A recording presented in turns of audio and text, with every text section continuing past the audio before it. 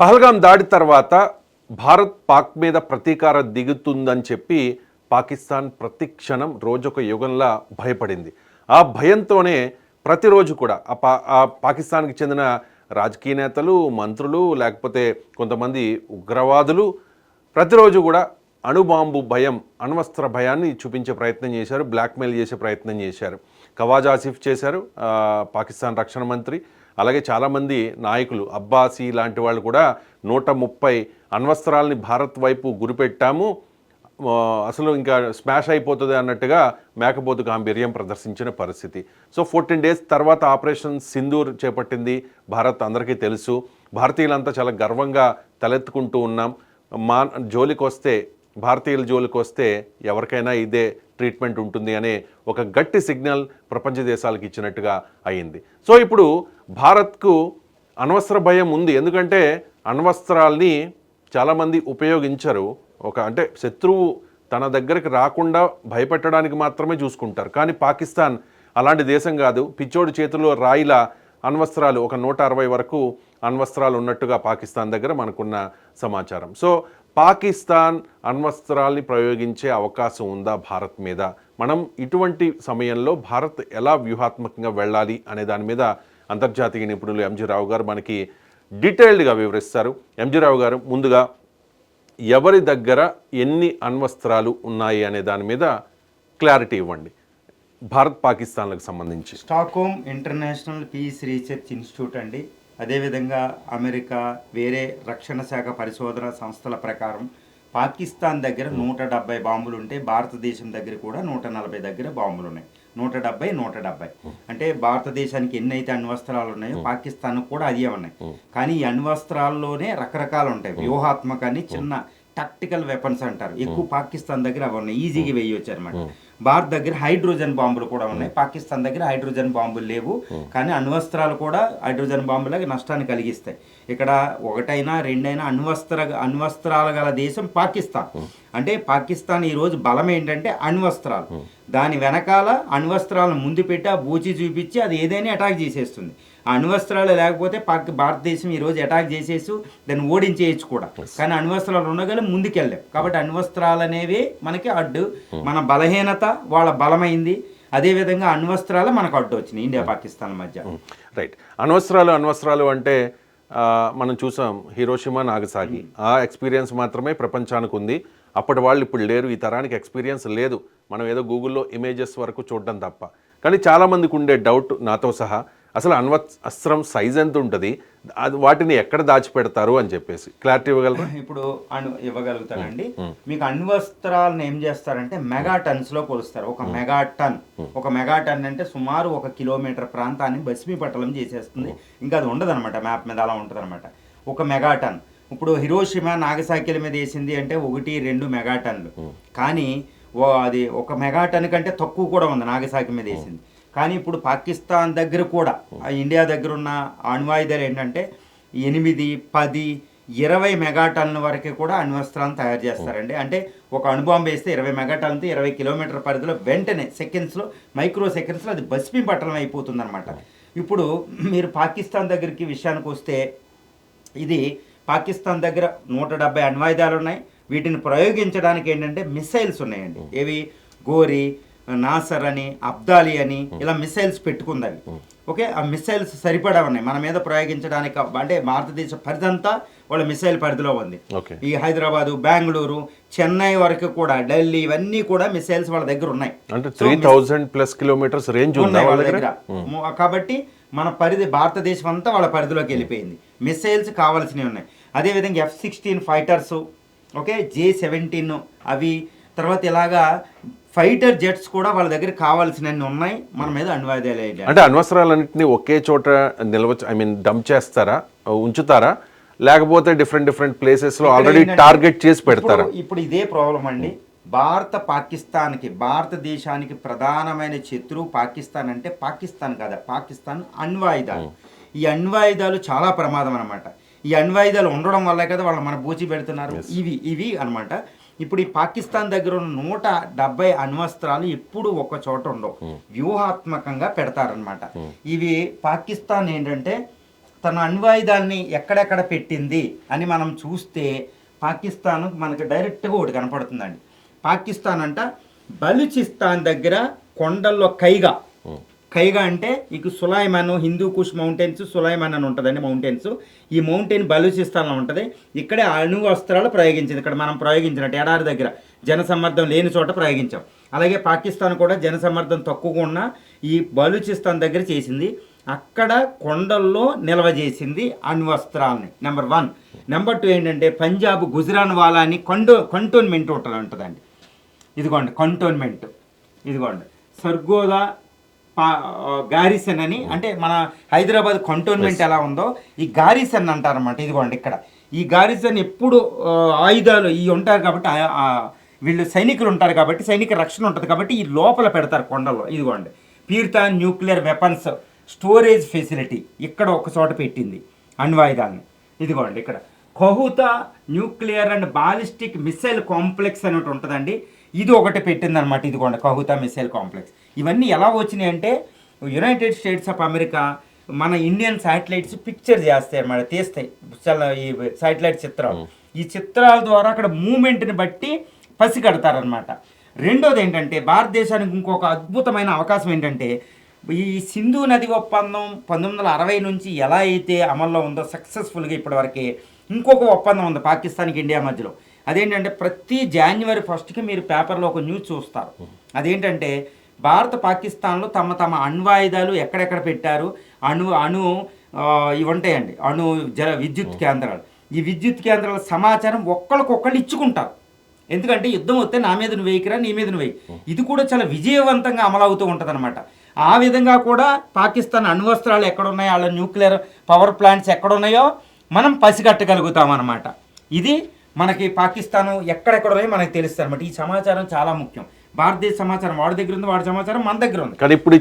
కానీ ఇప్పుడు ఇచ్చిపుచ్చుకునే పరిస్థితి లేదు కదా. ఇప్పుడు ఇచ్చిపుచ్చుకోవడం ఒప్పందం ఇంకా అమల్లో ఉంది. దాన్ని ఎప్పుడు జవదాటరి ఇచ్చిపుచ్చుకుంటారు, అవసరం. ఎందుకంటే అది ఒకటి. రెండోదండి, ఇప్పుడు పాకిస్తాన్ దగ్గర ఉన్న న్యూక్లియర్ వెపన్స్ అనేవి చాలా డేంజరస్ అయిపోయింది. ఇప్పుడు భారత్ దాన్ని ఎలా ఎదుర్కోవాలి అనేది ఒక ప్రధానమైన ప్రశ్న అనమాట. కానీ నాకు ఇక్కడ ఒక డౌట్, ఇప్పుడు ఇండియాలో అణుబాంబులు ఎక్కడ ఉన్నాయి ఏంటి ఇవన్నీ కూడా సైన్యానికి మాత్రమే ఇన్ఫర్మేషన్ ఉంటుంది, సైన్యం మీద పొలిటికల్ ప్రెజర్ ఉండదు. రీసెంట్గా జరిగిన ఆపరేషన్ సింధూర్లో కూడా సైన్యానికి పూర్తి స్వేచ్ఛ ఇచ్చేశారు మోదీ. కానీ పాకిస్తాన్లో అటువంటి పరిస్థితి కాదు కదా. పాకిస్తాన్ ఈ 78 ఏళ్లలో స్వతంత్రం వచ్చిన తర్వాత సగం ఆర్మీ పాలనలోనే ఉంది. అంటే ఆర్మీ అంతా కూడా ఉగ్రవాదులు వాళ్ళందరూ కలిసి చూసాం కదా నేను అంత్యక్రియలు, ఉగ్రవాదుల అంత్యక్రియల్లో కూడా ఆర్మీ వాళ్ళు పాల్గొన్నారు. ఒకవేళ ఈ ఆర్మీ చేతుల్లో ఉన్న పాకిస్తాన్ ఆర్మీ చేతుల్లో ఉన్న ఈ అణ్వస్త్రాలు ఉగ్రవాదుల చేతుల్లోకి వెళ్తే ఏంటి పరిస్థితి? ఇది చాలా ముఖ్యమైన ప్రశ్న అండి. ఇది మన భయమే కాదు, అమెరికా భయం కూడా అదే, ఇజ్రాయెల్ భయం కూడా అదే. ఒకవేళ ఈ అణ్వస్త్రాలు ఉగ్రవాదుల చేతిలో, బిన్ లాడెన్ ట్రై చేశాడు కూడా. పాకిస్తాన్ అణ్వస్త్రాలు దొంగిలించి అమెరికా మీద వేద్దామని బిన్ లాడెన్ చాలా ట్రై చేశాడు. అది ఎప్పుడు ఉండేదే. తర్వాత అక్కడ తాలిబాను, ఐఎస్ఐ అని సిరియాలో ఉంటుంది. పాకిస్తాన్ ఏంటంటే ఉగ్రవాదులకు అడ్డా కాబట్టి ఈ ఉగ్రవాదులు ఎక్కడున్నా పాకిస్తాన్ అనేది స్థావరంగా చేసుకుంటారు. పాక్ అణ్వాయుధ దేశం. ఇప్పుడు హఫీజ్ సయ్యద్ రగిలిపోతున్నాడు. మీరు ప్రధానమంత్రిని అంటున్నారు, నువ్వు నన్ను చంపకుండా తప్పు చేశావని. హఫీజ్ సయ్యద్ చాలా డేంజర్. మసూద్ అజహార్ ఒకళ్ళు, ఈ టెర్రరిస్టులు ఉంటారు ఒక అరడజనం, వాళ్ళు చాలా చాలా డేంజర్ అండి. వీళ్ళు ఏంటంటే ఎంతసేపు భారతదేశాన్ని నాశనం చేయాలి, లేకపోతే పక్కన ఇజ్రాయెల్ నాశనం చేయాలి, లేకపోతే అమెరికాని నాశనం చేయాలి, హీరోలు అయిపోవాలి, దైవం అయిపోవాలి, బిన్ లాడెన్లా అనుకుంటారు. వీళ్ళు అణ్వాయుధాల కోసం ఎప్పుడు ట్రై చేస్తారు. వాళ్ళు అణ్వాయుధ స్థావరాలు ఎక్కడున్నాయో వాళ్ళు తెలుసు. ఆర్మీలో వాళ్ళు పేరు మోసిన వాళ్ళు, ఆర్మీలో చాలా వరకు వీళ్ళ ఫాలోవర్స్ ఉంటారు. ఆర్మీలో చాలామంది ఇప్పుడు గారిసన్లో ఇక్కడ ఈ కంటోన్మెంట్ ఉన్న చోట చాలామంది ఆర్మీ వాళ్ళకి సహకరించవచ్చు. గుజరాన్ వాళ్ళంటే పంజాబ్లోనే ఉంది, అది పంజాబ్ లాహోర్ దగ్గరే ఉంది. అక్కడే వీళ్ళు ఈ మురిద్కే బహవాల్పూర్ మనం అటాక్ చేసాం, అక్కడే గుజరాన్ వాలా ఉంది, సర్గోదా అక్కడే ఉంది. అక్కడ ఆర్మీ వీళ్ళు సహకారం చేస్తే వీళ్ళ చేతిలో అణుబాంబులు వచ్చేస్తాయి. అదే విధంగా పాకిస్తాన్ ఆర్మీ కావాలని కూడా వీళ్ళ చేతిలో ఆయుధాలు పెట్టి భారతదేశం మీద వేయచ్చు. ఇక్కడ అణ్వాయుధాల పరీక్ష అంటే ఒక 2 విధాలుగా జరిగిద్దండి. అణ్వాయుధమే డైరెక్ట్గా ఏ అవసరం లేదు. అణ్వాయుధానికి సంబంధించిన ప్లూటోనియం ఫర్ ఎగ్జాంపుల్ ఢిల్లీకి వెళ్ళి జలాశయంలోకి వెళ్తే వెంటనే చనిపోతారు ఆ రేడియేషన్కి అనమాట. చాలా ప్రమాదం ఉంటుంది. తర్వాత వ్యూహాత్మక అణుబాంబులు, టాక్టికల్ వెపన్స్ అని ఉంటాయండి. అవి ఏంటంటే సూట్ కేసులో తెచ్చి వేసేయచ్చు. అలాంటి అణ్వాయుధాలు కూడా పాకిస్తాన్ తయారు చేయలేదు, కానీ అలాంటి అణ్వాయుధాలు కూడా ఉంటాయన్నమాట. చెప్పలేం. ఇలాంటి అంటే ఏ విధంగా తీవ్రవాదులకు వెళ్ళే ప్రమాదం 100%కి 100% ఉందన్నమాట. ఆ విధంగా మరి భారత్ ఎలా ఎదుర్కోవాలి? ఉగ్రవాద శిబిరాల మీద దాడి చేసాం, ఒక 100 మంది ఉగ్రవాదులను చంపేశాం, ఓకే, అంతవరకు ఓకే. పిచ్చోడి చేతిలో రాయిలా అణ్వస్త్రం అక్కడ ఉంది. ఆర్మీ చేతుల్లోంచి ఉగ్రవాదుల చేతుల్లోకి వెళితే అది ఖచ్చితంగా చాలా అంటే చాలా ఇబ్బందికరం. మనం చూసాం కదా హిరోషిమా నాగసాకి ఎక్స్పీరియన్స్. సో ఇప్పుడు కూడా చాలా వ్యూహాత్మకంగా వెళ్లాల్సిన అవసరం ఉంది. భారత్ ఏంటి వ్యూహాత్మకంగా ఎలాంటి వ్యూహంతో వెళ్లాల్సిన ఇక్కడ అంత సింపుల్ అండి. భారతదేశానికి ఈ రోజు శత్రువు పాకిస్తాన్ అణ్వాయుధాలు. పాకిస్తాన్ ఎంత మాత్రం కాదు. పాకిస్తాన్ అణ్వాయుధాలు లేకపోతే ఈ రోజు చేతులు ముడుచుకుని కూర్చోదు. ఏప్రిల్ 22 తర్వాత ఇన్ని రోజులు ఇంత ప్లాన్ చేసి ఇవ్వాల్సిన అవసరం లేదు. అక్కడ మిలిటరీ ఇన్స్టాలేషన్స్ని అది అటాక్ చేయకుండా కేవలం తీవ్రవాదులనే టచ్ చేసి వచ్చేసాం. ఎందుకంటే పాకిస్తాన్ రెచ్చగొడతలు అణ్వాయుధాలు ఉన్నాయి. పాకిస్తాన్ లాహోర్ని పేలిస్తే అది వెంటనే అణ్వాయుధం యూజ్ చేసేస్తాయి, దాంట్లో ఏం సందేహం లేదు. కాబట్టి మేము అంతర్జాతీయ సమాజం మీరు కూడా నిషేధించిన తీవ్రవాదులను చంపేశాం, మీరు ఆపలేకపోయారు కాబట్టి. అంతేకాని మీ జోలికి మేము రాలేదని క్లియర్గా ఆ రోజు 1:44 రిలీజ్ చేసిన ప్రెస్ రిలీజ్లో, పిఐబికి రిలీజ్ చేసిన ప్రెస్ రిలీజ్లో ఇండియన్ ఆర్మీ చెప్పింది, మనకి అంతర్జాతీయ సమాజానికి చెప్పింది, ఒరే అణ్వాయుధాలు యూజ్ చేయడానికి లేదని. కానీ అణ్వాయుధాలు పెనుభూతమని భారతదేశానికి తెలుసు. కాబట్టి ఆపరేషన్ అణ్వస్త్రాల నిర్వీర్యం అనేది ఒకటి సాగుతుందని నేను పూర్తిగా భావిస్తున్నాను. అదేంటంటే అణ్వస్త్రాలను నిర్వీర్యం చేయాలి. ఎలా చేయాలి నిర్వీర్యం? పాకిస్తాన్ దగ్గర అణ్వస్త్రాలని నిర్వీర్యం చేయాలి. ఇదిగోండి terrorist threat Pakistan nuclear weapons అని ఇంటర్నేషనల్ రీసెర్చ్ కూడా సాగుతుందన్నమాట.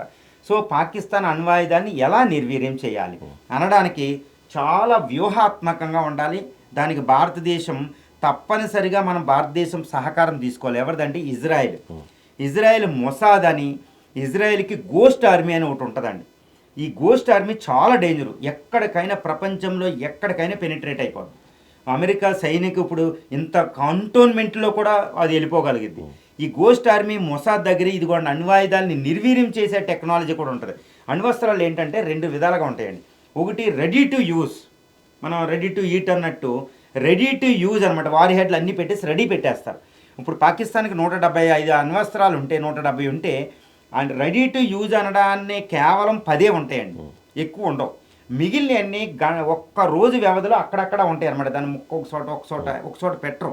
అవన్నీ ఒక చోట కలెక్ట్ చేసేసి నైట్కి నైటే బిగించేస్తారు, అసెంబుల్ చేసి యూజ్ చేసేస్తారు. మనకు తెలుసు కదా, ఈ విధంగా చేస్తారు.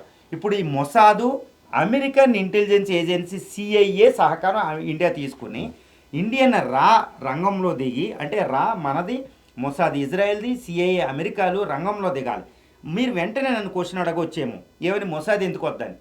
ఈ అణ్వస్త్రాలు ఇస్లామిక్ బాంబు అని డిస్క్రైబ్ చేసింది అమెరికా, ఇది పాకిస్తాన్. ఇస్లామిక్ బాంబు అంటే మన హిందూ దేశం వాళ్ళనే హిందుస్థాన్ మీద, మన భారతదేశాన్ని మనం భారత్ అంటాం, ఇండియా అంటాం, తీవ్రవాదులు హిందుస్థాన్ అంటారు. హిందుస్థాన్ మనం అలా పిలవమని, వాళ్ళు హిందువుల ల్యాండ్ అని. మన మీదకి ఎలా వేస్తారో ఇజ్రాయెల్ యూదుల దేశం మీద కూడా అలా వేస్తారు. అందుకనే వాళ్ళు కూడా భయం, ఇజ్రాయెల్ ఎప్పుడు రంగంలో ఉంటుంది. సో మొసాద్ మనకు సహకరిస్తుంది. CIA ఎందుకు ఇందాక మీరు అడిగినట్టు టెర్రరిస్ట్ చేతుల్లోకి బాంబులు వెళ్తే first target America, Bin Laden లాగా. అందుకని అది కూడా డేంజర్ అన్నమాట, ప్రపంచ శాంతికి విఘాతం అది. ఓకే, ఈ విధంగా ఈ పాకిస్తాన్ అణుబాంబులు అనేవి ఇజ్రాయెల్కి, అమెరికాకి, భారతదేశానికి, ప్రపంచ శాంతికే విఘాతం అనమాట. సో ఇప్పుడు ముఖ్యమైన దేశాలు మొసాద్, ఇజ్రాయెల్ అటు CIA సహకారం మనం తీసేసుకుంటే, మనం భారత రంగంలో దిగితే పాకిస్తాన్ అణ్వాయుధాలని ఎలా నిర్వీర్యం చేయాలంటే సింపుల్గా ఇదిగోండి, దీనికి ముందు ఉన్న మీకు ఫోటో ఉంటుంది అనమాట. ఇది ఇజ్రాయెల్ దీన్ని ఉపయోగిస్తూ ఉంటుంది. ఇప్పుడు ఇది అణ్వస్త్రం అనమాట. ఈ అణ్వస్త్రంలో ఇది కోర్ ఉంటుంది అనమాట. ఇక్కడ రేడియం అని, ఇక్కడ వెంటనే కోర్, ఈ రెండింటిని కలిపితే అణ్వాయుధం పేలుతుంది అనమాట. తయారైన అణ్వాయుధాలని ఇజ్రాయెల్ గోస్ట్ ఆర్మీ మొసాద్ వెళ్తే వీటిని నిర్వీర్యం చేయొచ్చు, అనేది వెళ్తే. ఈ పాకిస్తాన్ అణ్వాయుధాలు నిర్వీర్యం చేస్తాయి. యుద్ధం వచ్చే సమయం టైంలో నిర్వీర్యం చేసి పడేస్తాయి. నిర్వీర్యం చేసేసి పక్కన పడేయచ్చు. ఆ విధంగా తయారైన నిర్వీర్యం చేయొచ్చు. రెండో ఎలా నిర్వీర్యం చేయాలంటే, ఇక పాకిస్తాన్ దగ్గర నుంచి అణ్వాయుధాలన్నీ అమెరికా లాంటిది, ఇజ్రాయెల్ లాంటిది టేక్ ఓవర్ చేసేసుకుంటాయి, తీసుకెళ్ళిపోతాయి అనమాట. పాకిస్తాన్ మీద అవసరమైతే దాడి చేసేనే తీసుకెళ్ళిపోతాయి. దానికి అంత పవర్స్ ఉంటాయి. ఇజ్రాయెల్ అమెరికా అంటే సామాన్యం. దాని కళ్ళు పెడితేనే ఇలా చూస్తేనే, అమెరికా ఇలా చూస్తేనే చైనా భయపడుతుంది అనమాట. సో ఈ విధంగా తీసేసుకోవచ్చు అణ్వాస్త్రాలని, పాకిస్తాన్ నుంచి తీసేసుకోవచ్చు. ఇండియా సహకారం ఎలాగో ఉంటుంది అనమాట. ఈ విధంగా ఇప్పుడు బలూచిస్తాన్ ఈ ప్రాబ్లంలో ఉంది, ఆర్మీ ప్రాబ్లంలో ఉంది, అటు ప్రాబ్లంలో ఉంది. ఇప్పుడు అసిమ్ మున్నీర్ ఆర్మీ పరిపాలన రావచ్చు. సో ఈ విధంగా తీసుకుంటుంది. దీనికి ఈవెన్ రష్యా కేజీబీ కూడా హెల్ప్ చేస్తాయి, ఎందుకంటే రష్యా కూడా ఇది ప్రాబ్లమే. సో ఇలాంటి రోగ్ స్టేటు, ఇలాంటి ఫెయిల్డ్ స్టేట్ అంటారు అన్నమాట. విఫల రాష్ట్రం ఇది, విఫల దేశం ఇది. ఇలాంటి దేశం దగ్గర పిచ్చోడి చేతిలో రాళ్ళు ఉండకూడదు. ఫస్ట్ పిచ్చోడిని మనం ఏం చేయొద్దు, పిచ్చోడి చేతిలో రాళ్ళు లాగేసుకోవాలి. ఆ రాళ్ళు లాగేసుకోవడం ఎన్నో ఈ నిర్వీర్యం అనమాట. సో ఇప్పుడు పాకిస్తాన్ దగ్గర ఎన్ని అణ్వాయుధాలు ఉన్నాయి, అది ఎక్కడెక్కడ దాసింది, ఫ్యూయల్ అణ్వస్త్రాలు తయారు చేసే ఫిసైల్ మెటీరియల్ అంటారు అన్నమాట, ప్లూటోనియం, రేడియం. ఆ ఇన్ఫర్మేషన్ అంతా ఎవరి దగ్గర ఉంటుంది?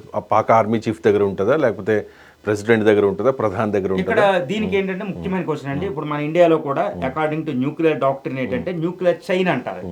మనం భారతదేశంలో ఇన్ఫర్మేషన్ ఫస్ట్ ఈ మేటలో ఒక బటన్ కూడా ఉంటుంది, పాస్ కోడ్ ఉంటుంది. అది ఫస్ట్ ఉండేది భారతదేశంలో ప్రైమ్ మినిస్టర్ దగ్గర ఉంటుంది, పాకిస్తాన్లో కూడా ప్రైమ్ మినిస్టర్ దగ్గర ఉంటుంది. తర్వాత భారతదేశంలో నెక్స్ట్ సైకిల్ వస్తూ ఉంటుంది అనమాట, chief of the defence staff అని, ఆయన కూడా ఆర్మీ చీఫ్ అని అలా కిందకు ఉంటుంది అనమాట. ఒక 10 మంది నిర్ధారిస్తుంది, అది సీక్రెట్గా ఉంటుంది. ఎక్సెప్ట్ ప్రైమ్ మినిస్టర్ అందరి దగ్గర సీక్రెట్. పాకిస్తాన్లో ప్రైమ్ మినిస్టర్ దగ్గర ఉంటుంది, ఆర్మీ చీఫ్ దగ్గర ఉంటుంది, ఇది డిఫెన్స్ చీఫ్ దగ్గర, స్టాఫ్ దగ్గర. Okay, chief staff of the CDS అంటారు అది ఇండియాలో అయితే. ఆ స్టాఫ్ దగ్గర ఉంటుంది అనమాట, ఇన్ఫర్మేషన్ ఉంటుంది. కానీ ఈ ఇన్ఫర్మేషన్ ఇప్పుడు పాకిస్తాన్ దగ్గర ఎక్కడ ఉన్నది అంతర్జాతీయ సమాజానికి తెలుస్తుంది. భారత రాకి, మొసాద్కి, అమెరికన్ సిఐకి ఎక్కడెక్కడ న్యూక్లియర్ ఫెసిలిటీస్ ఉన్నాయి, ఎక్కడెక్కడ ఫిసైల్ మెటీరియల్ దాస్తున్నారు, ఎక్కడెక్కడ సీలోస్ అంటారు అనమాట, భూగర్భంలో దాస్తారు, అవి కొండల్లో పెట్టి అణ్వస్త్రాలను దాస్తారు. The highest, one of the greatest security ఉంటుందండి. ఎన్ని లేయర్స్లో ఉండమంటే అన్ని లేయర్స్ ఉంటుంది. అక్కడే అణ్వస్త్రాలు ఉన్నాయని కూడా అక్కడ కాపలాదారుడికి కూడా తెలియదు, ఇక్కడ ఉన్నాయి అణ్వస్త్రాలు అనేది కూడా తెలియదు. అంత పకడ్బందీ ఏర్పాట్లు ఉంటాయి అన్నమాట. ఇది చెయ్యాలంటే మొసాదు, రా, సిఐఏ, గోస్ట్ ఆర్మీలు ఇలాంటివి కలిస్తేనే ఇంత ఆపరేషన్ కండక్ట్ చేయగలుగుతాం. ఎవరి వల్ల కాదు, అది ప్రాణాలకు ప్రమాదం, దేశాలకు కూడా ప్రమాదం అనమాట. సో ఆపరేషన్ నిర్వీర్యం అనేది భారతదేశం చేపట్టిందని నేను అనుకుంటున్నా. ఈ అంతర్జాతీయ సంస్థలు కూడా ఉన్నాయి. సో నెక్స్ట్ టార్గెట్ పాకిస్తాన్ అణ్వాయుధాలు. ఈ అణ్వాయుధాన్ని వేస్తేనే భారతదేశానికి సెక్యూరిటీ, ఇజ్రాయెల్కి సెక్యూరిటీ, అమెరికాకి సెక్యూరిటీ, ప్రపంచ శాంతికి అవసరం కాబట్టి.